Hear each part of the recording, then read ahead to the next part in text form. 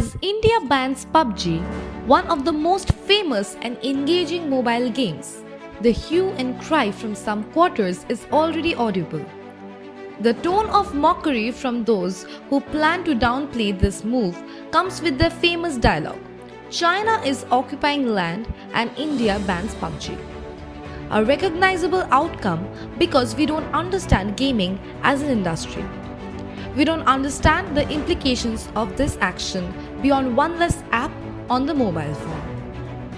A teenager at home, deeply engrossed in his phone, punching furiously on the buttons is the maximum we think of gamers and gaming. Parents hate it, and losing eyesight to wavering focus on studies, these are common complaints. The government claims the move to ban the game will safeguard the interests of crores of Indian mobile and internet users, and is a decision that is targeted to move to ensure safety, security, and sovereignty of Indian cyberspace. Let's take a moment to understand what banning this app means for India. PUBG and its Chinese connection. Gaming is a big industry. If we ask a common person to name the biggest IT companies, everyone will say Microsoft or TCS or Infosys or Adobe, etc. You will never find people quoting Sony Games, which is 20.3 billion, Nintendo, which is 11.1 billion, Tencent, which is 9.2 billion, and others. Just to give a financial perspective, Sony Gaming in Indian currency is approximately rupees 1,51,000 crores. That's 1.5 times India's education sector budget in 2020 and nearly 1/3 of the Indian defense budget. PUBG is one of the largest mobile and PC games that has a massive user base of 50 million downloads and 33 million active users. It is owned by Krafton, initially named Bluehole until 2018, a South Korean company. In 2017, when it launched PUBG, it had 65 million downloads. The mobile version of the game came in 2018. The Game for Peace is a Chinese version of PUBG Mobile, launched by Tencent Holdings, a Chinese company. Surprisingly, PUBG was banned in China because according to its government, it had a negative impact on young brains. Between 2017 to 18, Tencent's subsidiary Image Frame Investment became Krafton's second largest shareholder with a 13.2% stake.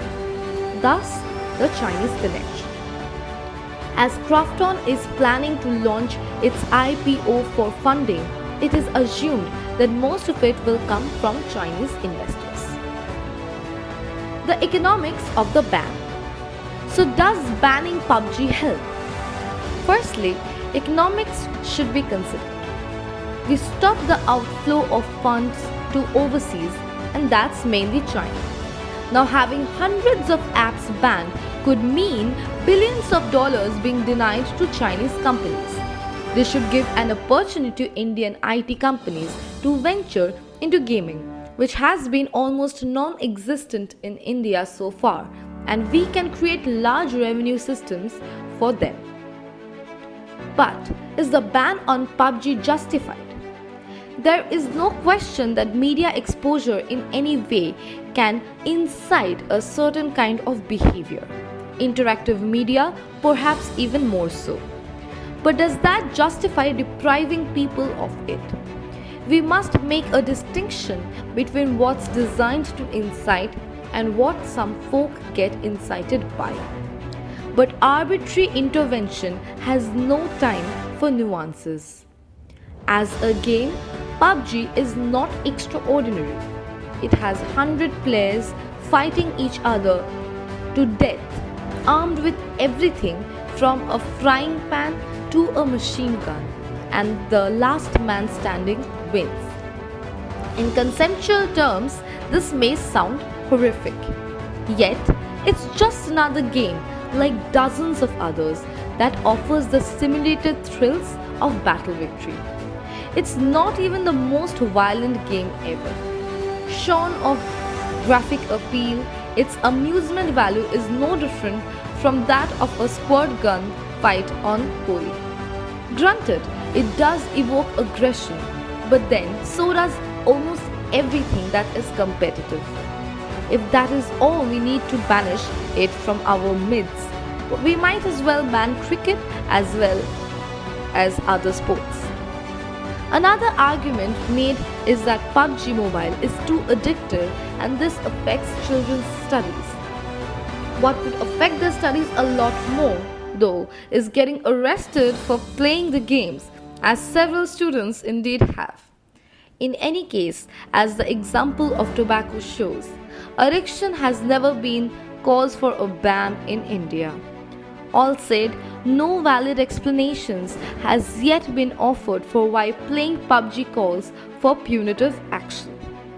On the contrary, PUBG Mobile is showing youngsters how gaming can actually be rewarding in financial terms. Children as young as 16 have won lakhs in contests simply because they are good at this game. Esports are getting professional worldwide, and this trend is catching on in India as well. As PUBG Mobile lends itself to team play, it can create professional gamers, an audience for on-screen action, and even generate revenues. In short, it is an opportunity. Moreover, there is no evidence yet that virtual violence translates to real-world bloodshed. Even studies in the West that hint at such a correlation have not been able to confirm causation. Crucially too, no video game is created with an intention to inculcate evil attitudes. Forced on the defensive, the creators of PUBG may have reiterated their commitment to a healthy gameplay system, but they need not have. If the authorities still feel games are leading young Indian youth astray, then it's for lawmakers to deliberate upon the matter and frame a response. Ad hoc action will not do. Banning anything, especially a game, would not help in retaliation to the border clashes in the Galwan Valley.